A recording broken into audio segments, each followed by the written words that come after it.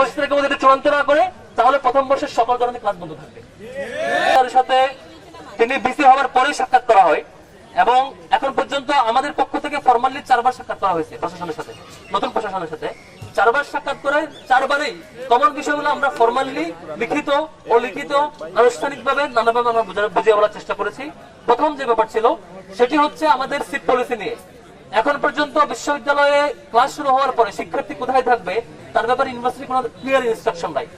যেখানে আমরা দেখেছি যে মাস্টার শেষ হয়ে যাওয়ার পরও থাকবার প্রবণতা বেড়ে যাচ্ছে, যেটা আগস্টের পর্ব আমরা দেখি নাই।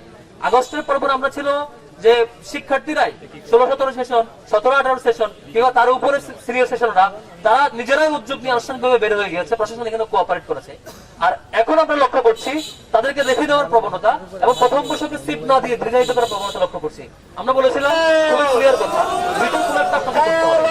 প্রথম বর্ষ তাদেরকে সিট দেবেন, সিট দেওয়ার নিশ্চিত করতে হবে। তাদেরকে সিট দিতে পারবেন না, তাদেরকে আবাসনের খরচ বাবদ শিক্ষাবৃত্তি দিতে হবে। আবাসনের খরচ বাবদ যদি তাদের ঠিকভাবে শিক্ষাবৃত্তি দিতে না পারেন তাহলে তার ক্লাস করার অথরিটি আপনার নাই। আপনি শিক্ষার্থীকে ঢাকায় কেমন করে থাকবে তার ব্যবস্থাপনা নিশ্চিত করতে না করে ক্লাস শুরু করার এখতিয়ার আপনার না। শিক্ষার্থীকে এভাবে আপনি নিশ্চিত করতে পারেন না। আমরা এমনটা চাই না। আমাদের ছোট ভাইয়েরা রংপুর থেকে আসবে, কক্সবাজার থেকে আসবে, দেশের একদম নানা প্রান্ত থেকে এসে এখানে যখন তারা কোথায় থাকবে জানে না, শিক্ষার্থীরা শিক্ষক তুল্য অভিভাবক, তারা যখন বিপরীতে তাদের নিয়ে চিন্তা না করে 5-6 সেশন, 1-2 সেশন, 8-9 সেশনের শিক্ষার্থীদেরকে একটা দলের কারার বাহিনী হওয়ার কারণে তাদেরকে সিট দিয়ে যায়। খুবই লজ্জাজনক ব্যাপার এটা। আমরা এই রাস্তায় নামতে চাই নাই। আমরা মনে করেছিলাম ক্লাস শুরু হওয়ার আগে একটা স্বাভাবিকভাবে সমাধান আসবে। বিসি স্যারকে আমরা 2 সপ্তাহ আগেও, 1 সপ্তাহ আগেও, তার আগে 3 সপ্তাহ আগেও স্যারের সাথে সাক্ষাৎ করে জানাইছি স্যার দ্রুত সমাধান করেন। স্যার আমাদেরকে বারবার বলেছেন বাবা এটা নিয়ে আমরা চেষ্টা করছি, আমরা দ্রুত একটা পরিস্থিতি আসবো। স্যার আমাকে মৌখিকভাবে এমনও বলেছেন যে আমরা খুব দ্রুত পরিস্থিতি আসছি, পলিসি অ্যানাউন্স করবো এবং এটা সফটওয়্যারে নিয়ে আসবো। এখন পর্যন্ত এইটা নিয়ে বিশ্ববিদ্যালয়ের কোনো মিটিং এ কোনো কমিটিও হয় নাই, কোনো কাজও হয় না, কোনো পরিকল্পনা হয় না এখন পর্যন্ত। আজকে বিপরীতে আমরা দেখছি আমাদের ছোট ভাইরা ঢাকায় কোথায় থাকবে জানে না। আবার লজ্জাজনক ব্যাপার হচ্ছে একটা পলিটিক্যাল ছাত্র সংগঠন যারা এখন ক্ষমতার অংশ মনে করেন নিজেদেরকে, তারা দেখতে পাচ্ছে এই শিক্ষার্থীদের দুর্বলতাকে সুযোগ করে তারা 90-এর ডাকসুর উপরে যেমন করে গণরুম ফিরিয়ে নিয়ে আসছিল, আবারও সেম প্রবণতা তারা দেখছি। তারা এখন তাদের ক্ষমতার অপব্যবহার করে তারা প্রভুষদেরকে, আমরা যেমন দেখছি যে প্রভুষ্ট এবং ডিন এবং পুরো কমিটির বড় সংখ্যক ব্যক্তি তাদের দলের প্রতিনিধিত্ব করে, তাদের সাথে অ্যাকোমোডেট করে এখন সব হলে কেমন করে গণরুম ফিরিয়ে আসা যায় সেই চেষ্টা করছে।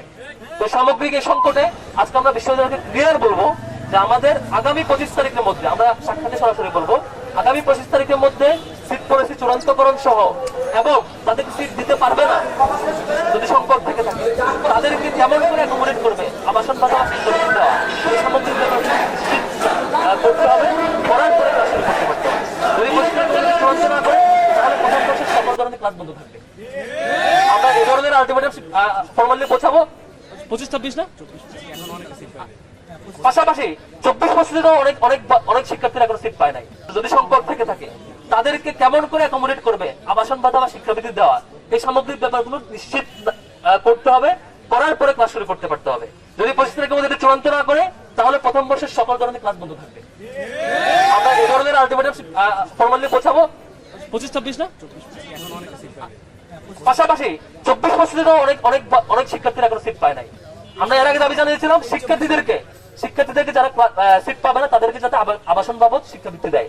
গত প্রশাসন তারা বলেছে যে আমরা একসাথে পারবো না, প্রথম দাবি নারী শিক্ষার্থীদেরকে দেই, তারা এটা বাস্তবায়ন করেছে। এবছর কথা ছিল সেই পরিকল্পনা অনুযায়ী ছাত্ররা এর আওতায় আসবে, এখন পর্যন্ত আসে নাই। আমরা এটা সুরাহা না করা পর্যন্ত আমাদের শিক্ষার্থীদেরকে এরকম একটা বিপদের মুখোমুখি আমরা করতে দেবো না। আমরা খুবই সিরিয়াসলি এটাকে ফর্মালি চেষ্টা করেছি, লিখিত চেষ্টা করেছি। আজকে আমরা সাক্ষাতে সরাসরি বলবো, এরপরে আলটিমেটাম ক্রস করলে আমরা সরাসরি ডাকসুর পক্ষ থেকে আমাদের ইলেকশনে যাবো। আমাদের কোন শিক্ষার্থী ভাই বোনকে, ছোট ভাই বোনকে এই বিপদের মুখোমুখি ফেলে আমরা থামবো না জানি। দ্বিতীয় যে ব্যাপার আমাদের রেজিস্টার বিল্ডিং নিয়ে অনেকবার কথা হয়েছে যে রেজিস্টার বিল্ডিং এর নবাবেরা কখন আসবে, কখন যাবে, এগুলো ডকুমেন্টেশন থাকবে। সিদ্ধান্ত হয়েছে যে এখানে ফিঙ্গারপ্রিন্ট সিস্টেম থাকবে, যাতে তারা আসছে কিনা দেশে বুঝতে পারবে। আপনারা কালকে প্রতিবেদন দেখেছেন, প্রত্যেকদিন সেম অবস্থা। 10টায় শুরু হওয়ার কথা থাকলে আসে 11টার পরে, 12টার পরে, লাঞ্চের ব্রেকের নামে সাথে সাথে চলে যায়, তারপর আসে 3টার পরে, কোন রকম আসে, আবার কেউ আসেও না, কোন রেকর্ডিং নেই, কোন চেকিং সিস্টেম নেই।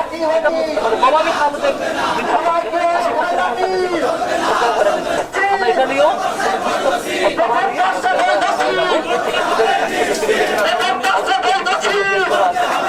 শিক্ষার্থীরা আসেন, প্রত্যেক শিক্ষার্থীর সাথে নিয়ে আমরা এখন রেজিস্টার বিল্ডিং ভিতরে ঢুকবো মিছিল দিয়ে, পুরোটা রাউন্ড দিব এবং ভিতরেও ঢুকবো আমরা। শেষ পর্যন্ত বিসির সাথে আমরা সাক্ষাৎ করবো। এটা হচ্ছে আমাদের ফর্মাল প্রসিডিওর। আমাদের একটা কথাই, রেজিস্টার বিল্ডিং এই হয়রানিমূলক যে কর্মকাণ্ড এখান থেকে আমরা ফেরত নিয়ে আসতে চাই।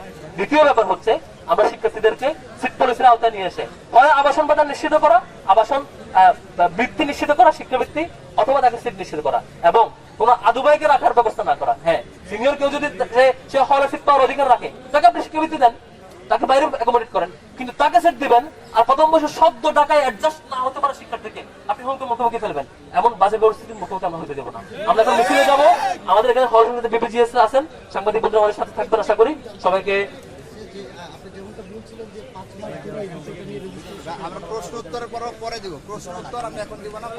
আমরা ভিতর থেকে বের হয়ে, এটা প্রাথমিক ব্রিফ, ভিতর থেকে বের হয়ে আপনাদের কোনো কনসার্ন থাকলে সেগুলো রিপ্লাই দিব ইনশাআল্লাহ।